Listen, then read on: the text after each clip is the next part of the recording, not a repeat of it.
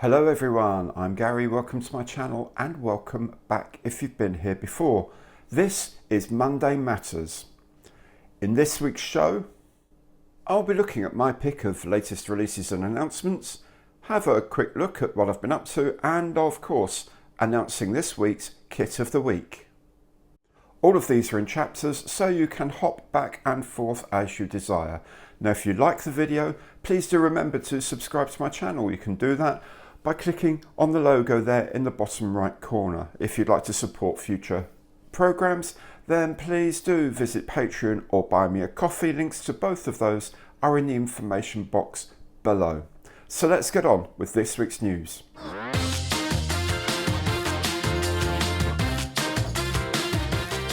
In the news this week, Airfix has started deliveries of the two Spitfires in 1/48 scale we were promised at the start of the year, the Mark 12 and the Mark 18.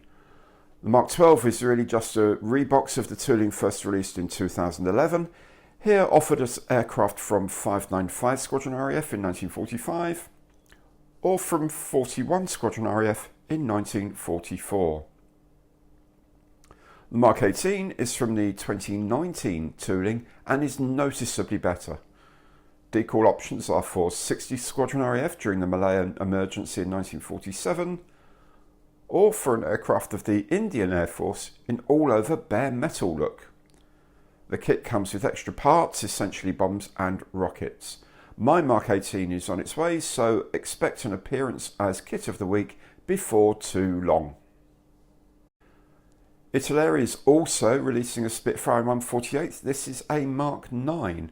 Ultimately, it derives from a 1999 tool from Occidental Replicas, rebooted to Italy in 2005, and after a succession of new parts is now being released again.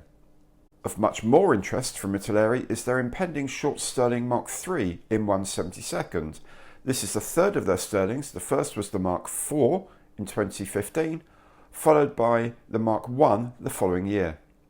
The detail in these kits is exceptional, a real delight, and even includes photo etch.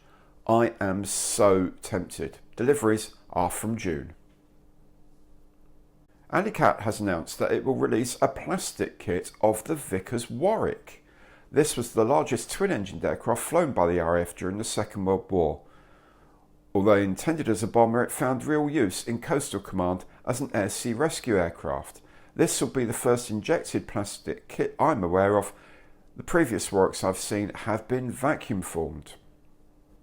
Bringing us right up to date is ICM with this release in 1/72 scale of the MiG-29 in the putative colours of the Ghost of Kiev, the supposed pilot credited with shooting down 6 Russian aircraft over the city on 24th February 2022. Some claim this pilot to be Major Stepan Tarabalka, further that he went on to score 40 kills before being killed himself, heavily outnumbered by enemy aircraft on March 13th. Whatever the truth of any of this, this kit is being released as a fundraising effort by ICM. It originated as a 2008 tooling, but has the modern pixel camouflage pattern of the Ukrainian Air Force. Strangely perhaps, Great Wall Hobby's planned release of the Sukhoi Su-27 in 1/48 in this same Ukrainian pixel camouflage has been cancelled. Odd that. Some vehicles now, and Tamiya has released this rather lovely looking Challenger 2 new tooling in the slightly odd scale of 1/48. Not sure why they've done that, but I think it looks good. Also just released and begging for use in a diorama is the 1/35th scale World War II British 30 hundredweight truck from Gecko Models. It comes with a driver figure and photo etch parts, and there are all sorts of aftermarket goodies to chuck in the back. For the stranger diorama come these new World War I figures from ICM wearing the Brewster body shield. This was a genuine attempt at body armour for US troops in 1917. Made of chrome nickel steel, it could deflect rifle bullets, but at over 18 kilos it was unwieldy in combat. Looks amazing though, a mix of kind of H.G. Wells and steampunk. And finally from Trumpeter are some really creative ideas. First is this aircraft carrier, the Vesa, an auxiliary carrier laid down on a converted heavy cruiser hull. It was intended by the Germans to carry 20 aircraft, but was never completed, and she was scuttled in 1945. But it's a new take on the what-if game. Trumpeter also have this remarkable propeller-driven sled, the Aerosan KM4 in 1/35th. This would be really excellent in a winter diorama.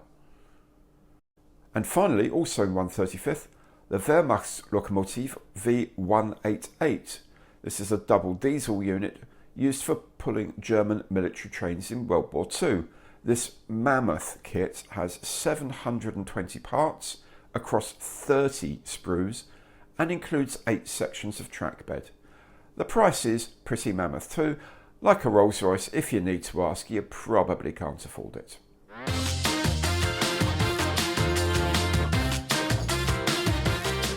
In the workshop last week, I had the very good Airfix 1/48 Hawker Hurricane. This kit shows what Airfix can do when they really want to. A very enjoyable build, plenty of detail, but really not beyond the reach of the average modeller. There are some superb touches like the bubble cast into the wing lamps that look like bulbs in a clear cover. Very authentic. More of the same, please. On Figure Friday, I showed you how I do bases for my 18mm figures by creating a rifle company in skirmish order. Now this would be worth watching if you want to add that little touch of realism to your wargame figures, and a lot of the techniques cross over into other areas of modelling. And so, it is now time for